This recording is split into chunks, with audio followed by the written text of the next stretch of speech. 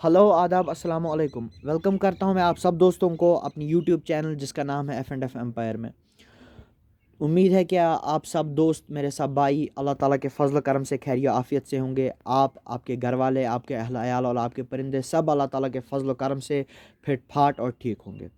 तो जैसा कि आप दोस्तों को पता ही है, बहुत टाइम के बाद वीडियो आ रही है क्योंकि थोड़े मसरूफ़ थे। अब फ्री हो गए इंशाल्लाह। अब वीडियो जो है डेली बेसिस पे आया करेंगी।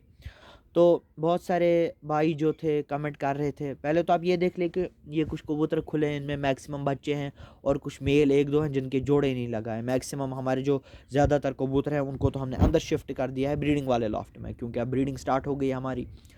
तो बहुत सारे दोस्त जो है कमेंट भी कर रहे थे और व्हाट्सएप पे भी टेक्स्ट कर रहे थे कि क्योंकि विंटर आ गया है, अब आप वीडियो एक बना लें विंटर केयर के बारे में कि हम अपने कबूतरों का ख्याल, अपने कबूतरों की केयर विंटर में कैसे कर सकते हैं। तो मैंने सोचा कुछ पॉइंट्स ले आऊँ, कुछ टिप्स ले आऊँ विंटर केयर के बारे में, जो आप दोस्तों से, जिससे आप दोस्तों को भी फ़ायदा हासिल हो।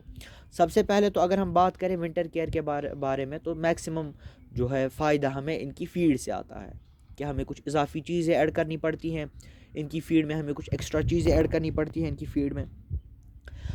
जैसे कि मैं कुछ चंद चीज़ों का नाम ले लेता हूँ जो आपको ऐड करनी पड़ती है विंटर में इन अपनी फ़ीड में, अपनी कबूतरों की फ़ीड में। जैसे अगर हम बात कर लें जिसको हम कश्मीरी में तिल गोगुल कहते हैं, तिल गोगुल हम उसे कश्मीरी में कहते हैं, और सरसों के बीज हम उसे उर्दू में कहते हैं, वो आप ऐड कर सकते हैं।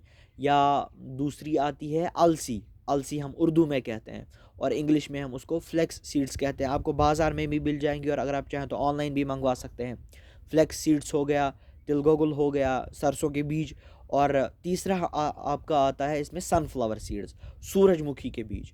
ये तीन चीज़ें आप अगर इन तीन तीन चीज़ों में से कोई भी आपको मिलती है वो आप ऐड कर सकते हैं अपने कबूतरों की फीड में।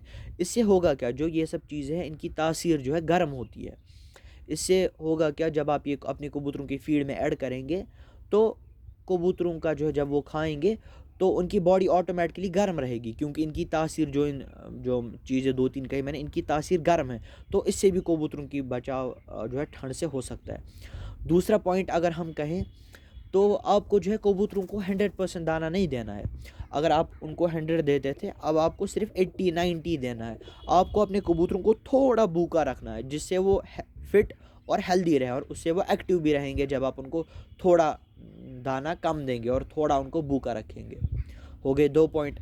और अगर अब हम तीसरे पॉइंट की बात करें तो जो मैक्सिमम कबूतरबाज दोस्त है मेरे, क्योंकि हमारा कश्मीर में जो है विंटर बहुत हार्श होता है, टेम्परेचर बहुत डाउन जाता है, तो मैक्सिमम भाई जो है मेरे अपने खुड्डे को प्रॉपरली कवर कर देते हैं, वेंटिलेशन के लिए भी जगह नहीं छोड़ते। मतलब बिल्कुल राइट लेफ़्ट ऊपर नीचे हर तरीके, हर जगह से जो है उसको बंद कर देते हैं। उससे होता क्या है, कबूतरों को एक्सपायर होने का ख़तरा बढ़ जाता है उससे।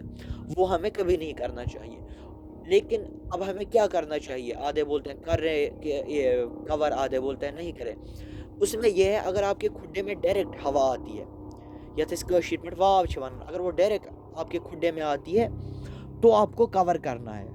आपको ठंड जो डायरेक्ट वो सर्दी आती है, हवा आती है डायरेक्ट आपके खुड्डे में, तो आपको उस हवा को रोकना है। कबूतरों को ठंड से नहीं बचाना, आपको हवा से रोकना है। अगर आपके खुड्डे में हवा नहीं आती डायरेक्ट, अगर फॉर एग्जांपल आपने कोई खिड़की रखी है जो वेंटिलेशन के लिए है, वहाँ से हवा डायरेक्ट नहीं आती, मतलब लहरें जो हैं हवा की नहीं आती, there is no need to cover. बस आपको उनको, जिसमें हम कश्मीरी में कहते हैं for the understanding of most of the my brothers, मैं कश्मीरी में भी एक बार कहता हूँ अच्छे तुम कशीर पर तुम तो छटि नश बचाव, तड़ पोड़ न तुम क्या, तुम छटि नश बचाव, उनको हमें सर्दी से बचाना है।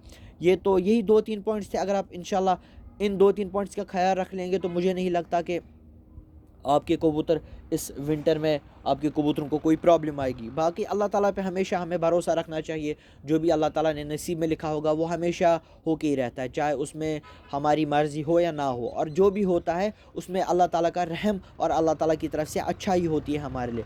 और इसीलिए यही पॉइंट्स जो मैंने कहे, अगर आप इन्हीं को फॉलो करेंगे तो इंशाल्लाह कोई भी जानवर जो है एक्सपायर नहीं होगा। और शुक्रिया हमारी पूरी वीडियो देखने के लिए। अल्लाह हाफ़िज़।